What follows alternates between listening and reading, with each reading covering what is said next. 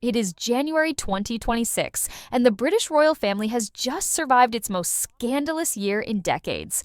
But just when they thought the dust had settled, a bombshell has dropped that threatens to turn the entire monarchy into ash. We aren't talking about Harry's memoir anymore. We aren't talking about petty squabbles over bridesmaids' dresses. We are talking about a secret connection that the palace has spent millions trying to bury, a connection that changes everything we know about the Sussex marriage. Andrew Mountbatten-Windsor, the disgraced Duke, who has now been stripped of every title and privilege, has reportedly gone rogue, and the information he possesses centers on one person, Meghan Markle. Reports are surfacing from the deepest corners of the palace that Meghan and Andrew didn't just meet when she started dating Harry. Sources suggest they crossed paths in elite-shadowed social circles years before Harry was even in the picture. The panic behind closed doors is palpable, because if these whispers are true, it means the entire foundation of Harry's marriage was built on a lie that his uncle was part of. Buckle up, because what you are about to hear will shatter the official narrative forever.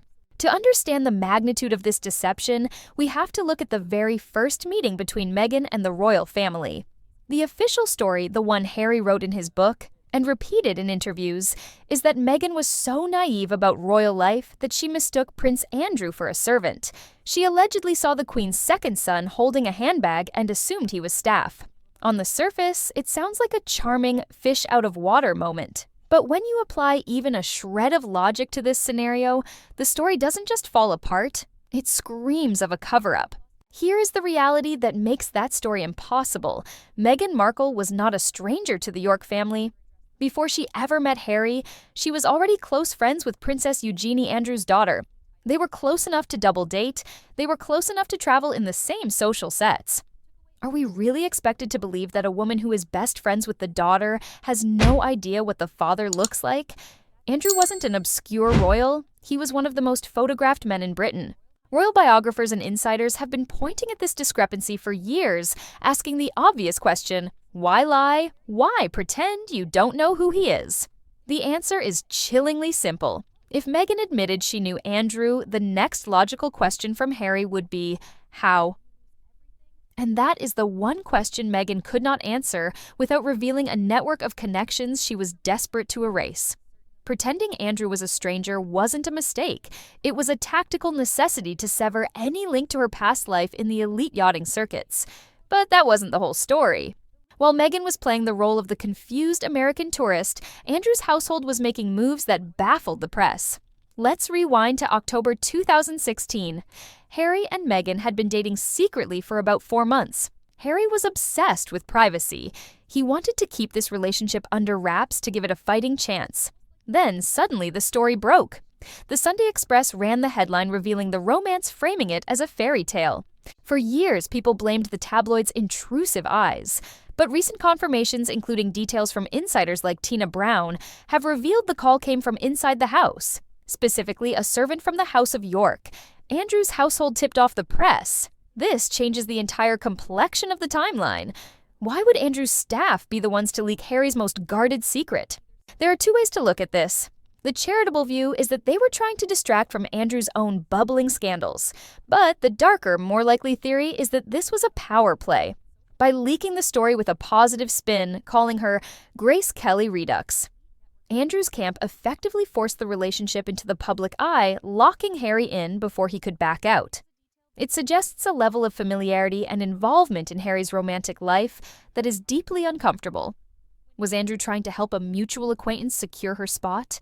Or was he firing a warning shot, letting Meghan know that he controlled the narrative? The leak wasn't random gossip. It was a strategic move from a man who knew exactly who Meghan was. And as we dig deeper, we find out exactly where that familiarity came from. Let's talk about the mystery years.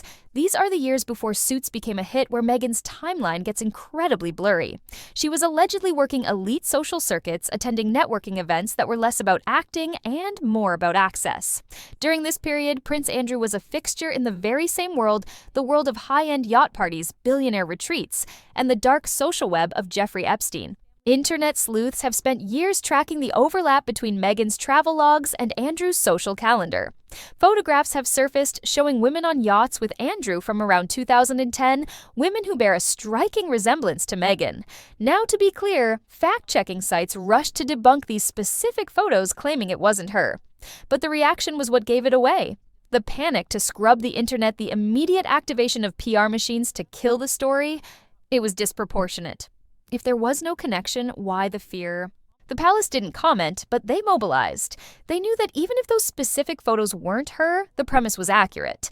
Meghan and Andrew were swimming in the same shark-infested waters. They both frequented Soho House. They both rubbed shoulders with the same caliber of controversial billionaires. The statistical probability of them not crossing paths in these tight-knit exclusive circles is near zero. The Servant Act was designed to put distance between the Duchess of Sussex and the Duke of York, but the map of their social networks shows they were standing right next to each other long before Harry walked into the room. And soon legal authorities started to notice the connection too. If you think this is just internet conspiracy theory, look at the legal record. This is the smoking gun that the media glosses over. In 2021, Virginia Giuffre's lawyer publicly stated that he wanted to depose Meghan Markle as a potential witness in the civil case against Prince Andrew. Let that sink in. A top-tier lawyer representing a victim of trafficking believed that Meghan Markle, an American actress who supposedly barely knew the royals, had relevant knowledge regarding Prince Andrew's activities and associations. Lawyers don't issue subpoenas based on Reddit threads. They do it based on evidence witness testimony and timelines.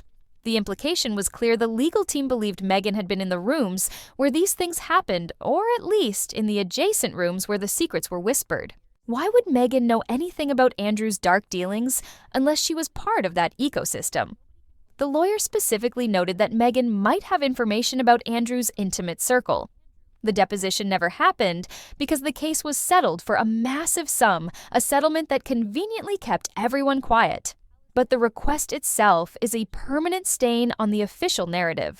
It confirms that in the eyes of the law, Meghan and Andrew were linked. The palace breathed a sigh of relief when the settlement was signed, but they knew the truth was still out there waiting to be weaponized.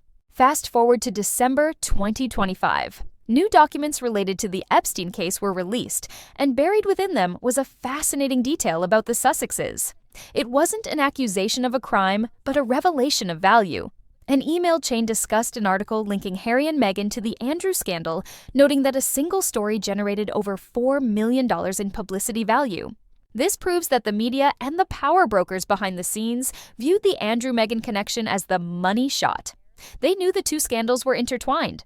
The public interest wasn't just about Harry leaving the family, it was about the rot at the core of the institution. The documents confirmed that Andrew's disgrace and Meghan's rise were seen as two sides of the same coin. This financial valuation is important because it explains the palace's behavior.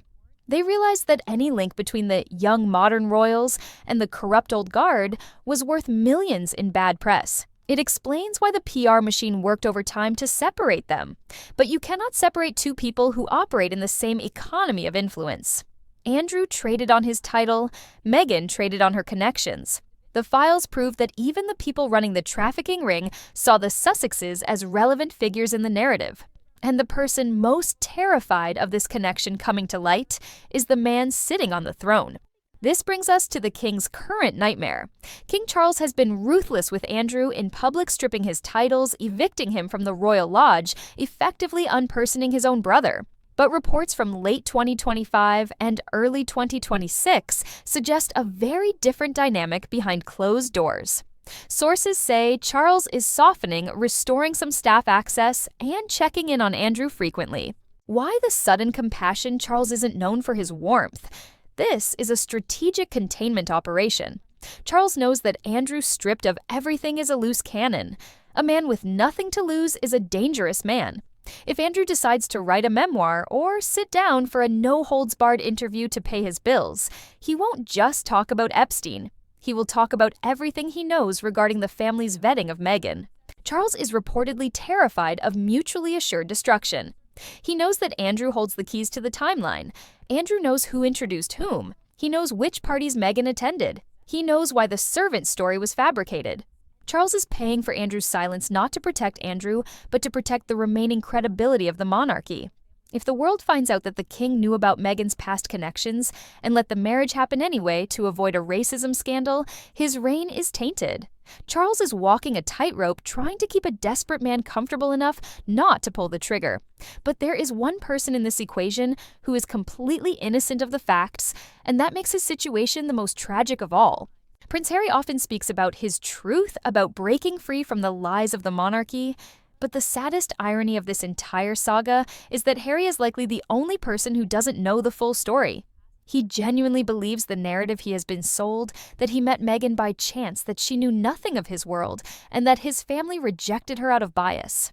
Harry doesn't know about the background checks that likely flagged these connections. He doesn't know that his uncle's household leaked his romance to trap him. He doesn't know that lawyers wanted to question his wife about sex trafficking circles.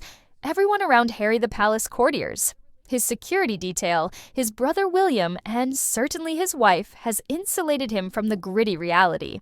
This explains the distance between the brothers. William knows. Catherine knows. They aren't cold to Harry because they hate him. They are distant because they cannot look him in the eye without revealing that his marriage is built on a foundation of withheld information. Harry is living in a curated reality. When he wrote in Spare about Meghan mistaking Andrew for a servant, he believed it. He didn't realize he was documenting a lie that would eventually unravel. He burned bridges with his father and brother to protect a woman who may have been navigating his family's social circles long before he even knew her name. As we move through 2026, the silence from Montecito is deafening. Meghan Markle, a woman who has an opinion on everything from paid leave to global politics, has never uttered a single syllable about Prince Andrew. She has never condemned his actions, never commented on the title, stripping never referenced the scandal that nearly destroyed the institution she claims to want to modernize. That silence is not accidental. It is the silence of someone who knows that pulling on that thread unravels the whole sweater. Andrew has lost his dignity, his home, and his titles. He is a cornered animal. If the money runs out, or if the king's private support wavers, Andrew has one card left to play the truth. The overlap between the Duchess and the Duke is the final secret the palace is hiding. The timeline is ticking, and for the first time, the control is out of Meghan's hands. The royal family survived 2025, but they are standing on a fault line, and all it takes is one interview, one leak from a disgruntled former prince to swallow them whole.